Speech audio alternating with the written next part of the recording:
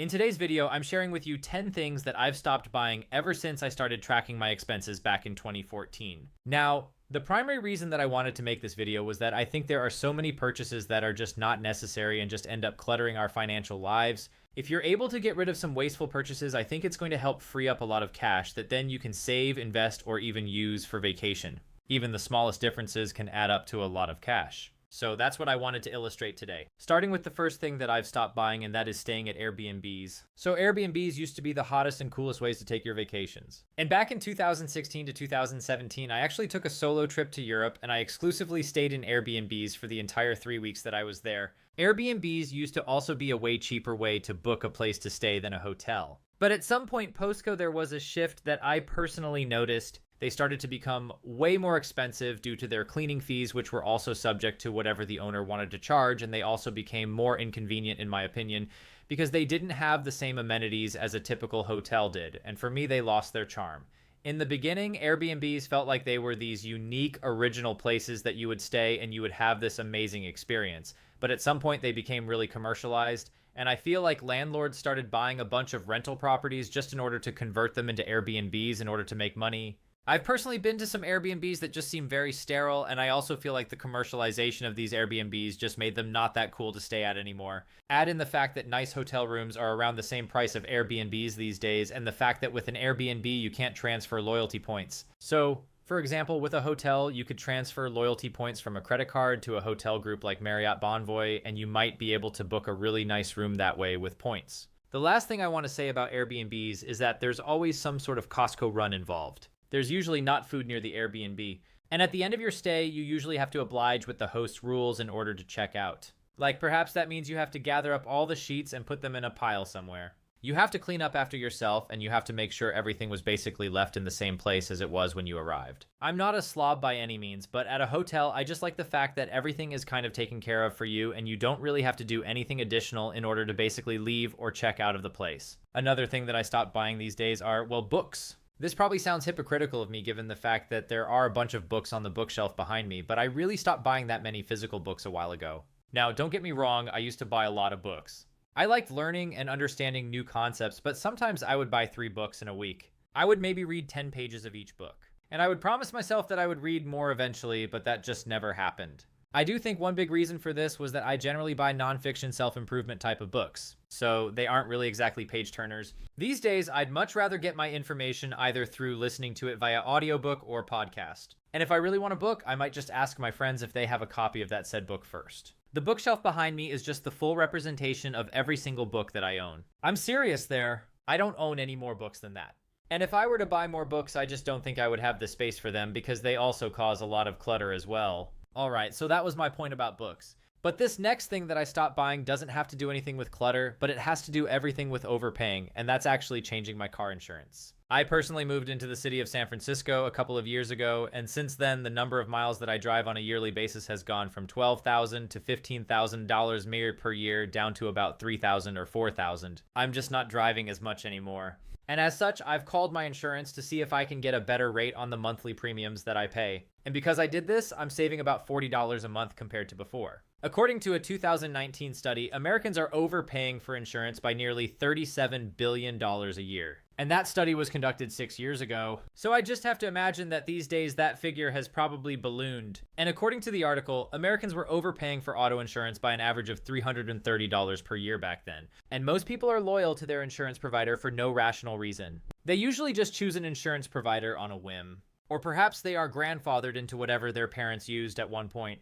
But I think honestly, if you just spend 1 hour comparing rates, it could easily save you hundreds of dollars, if not maybe even $1,000 on a yearly basis. I will personally link an insurance comparison tool from my website down below in the description, and you can easily check to see if you're already getting the best deal on insurance. You basically just enter in your zip code, answer a quiz, and then you can easily check and compare offers. I think it's really helpful to at least compare the rates, especially if your driving situation has changed, like in my case where I'm just driving fewer miles per year. The main point here is just make sure you're not overpaying for insurance or paying for more than you actually need in terms of coverage. The fourth thing on today's list is really simple. It's clothing just for one specific occasion. I don't know how many of you guys are watching are women, But I find that a lot of my female friends run into this problem, and I was even victim to this same phenomenon. Sometimes I would have a special event coming up and I wanted to look my best. So I would buy an outfit just for that occasion, and oftentimes I wouldn't wear that outfit ever again. For example, I got invited to a rodeo once, and I thought it might be a great idea to buy a cowboy hat. And how many times have I worn that cowboy hat since the rodeo back in 2022? 0 times. I don't even know where the cowboy hat is at this very moment. And the reason why I said that my female friends can probably resonate with this is that oftentimes they will buy a dress for just one special occasion. I feel like that's pretty common. My new rule of thumb is that if I'm going to wear it at least a few times, then I could probably justify that purchase. But if I'm only going to wear it once, I'll probably pass. The next thing on my list that I stopped buying is premium TV or cable TV.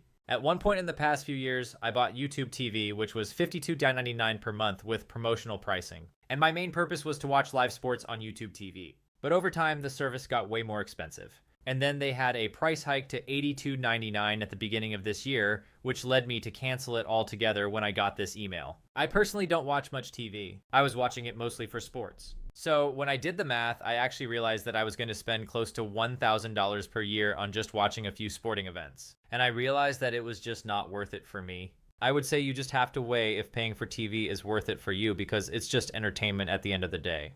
And if you're watching, let's say, TV for 50 hours a month, then perhaps your dollars per hour in terms of entertainment value is quite low and you can justify this expense. For me personally, since I was maybe only watching it a couple hours a month, then the $82.99 was just not worth it for me, and I hope that you would agree. The next biggest item on this list, which I think is really important, and I think more people should be thinking about this on a daily basis, is investing in things that you do not understand.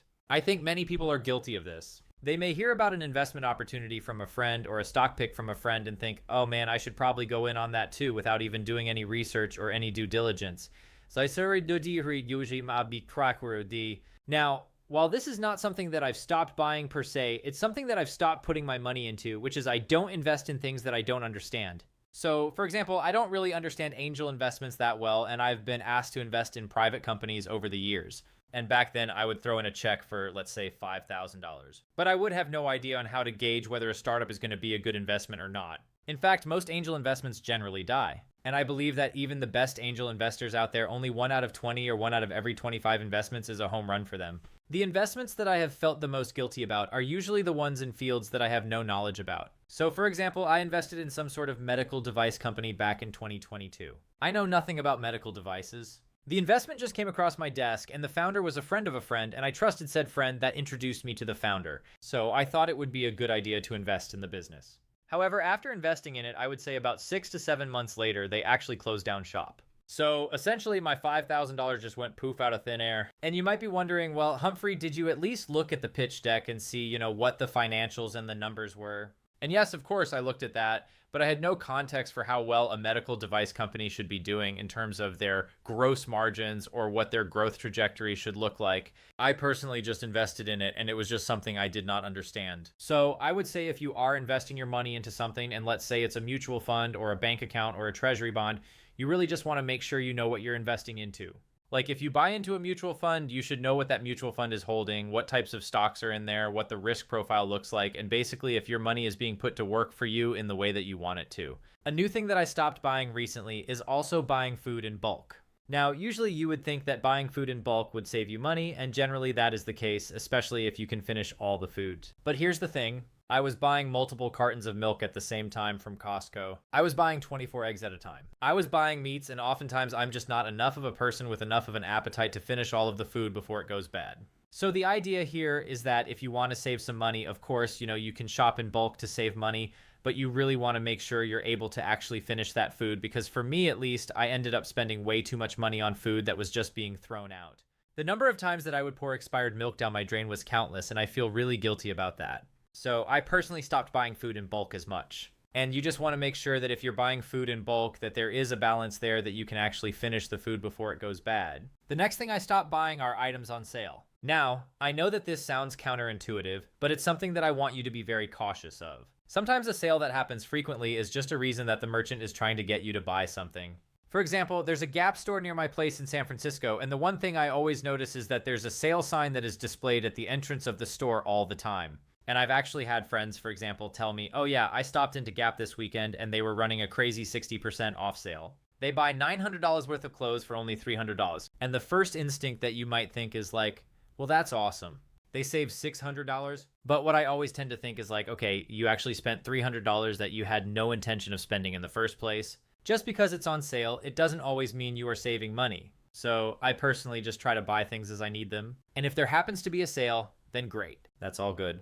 But I think the more important habit is to just not be affected by sales at all. Now, one exception we should talk about is the end of year Q4 Black Friday sales. I find that those sales are actually worth looking at only if you had an item in mind that you were thinking of buying that you know will go on sale. For example, if you know that there's a TV, laptop, or piece of luggage that will go on sale, then it might actually make sense to wait, especially if it's like October 30th and you know that the sales will be just in a few weeks. But for the most part, I feel like sales are just tactics of marketing that retailers are using against you. So if you can stay unaffected by sales, I think you're going to be a lot better off in the long run. All right, the next thing that was a rage during the pandemic was to pay for subscription services that were basically helping you make video calls. So the thing that I've stopped paying for was a Zoom subscription.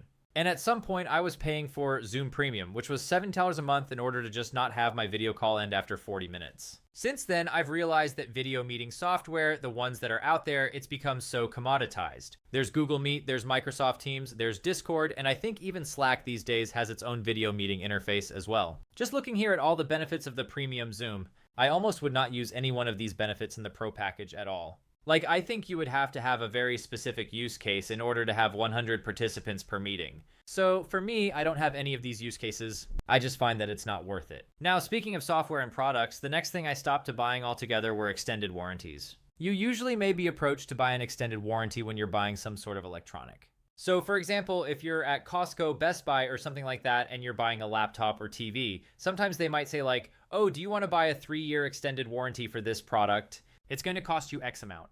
And in general, I find that these extended warranties are just not worth the money. For example, oftentimes extended warranties have exclusions and they might not cover all the repairs for damages that happen to your product.